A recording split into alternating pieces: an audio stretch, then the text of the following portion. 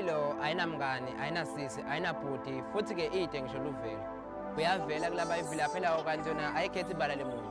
Kuya ngayo ukuthi utshitshele ukuthini ngayo, vani ngami. Ngikhule ngendlela konke lebengifuna, ngithola konke lengikufunayo ngesikhathi sami. Sekungami nyanga. Ungaphika ukuthi ngikaba nelutho kepha namhla anginalutho.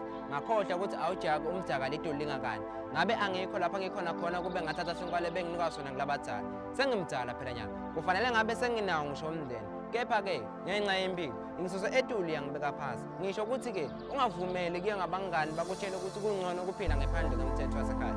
Vele kumnanzi ngoba wena konke lokufunayo ngesikhathi lokufunayo. Kepha ekugcineni bese kuphetha ngomvuzo lomubi. Kodwa bese uthi bakuloyile kanti nguwe not loyal to your parent trying to impress your friend while you put yourself in danger. Lalela la, na ufuna ukuvana nempilo kufuna ufunza kuyincengo ngoba impilo iyancenga. Awuvele nje uphumelele ungakasebenzi lutho. Lobhalile inkondlo nguye Junior the Poet in the name of God is life.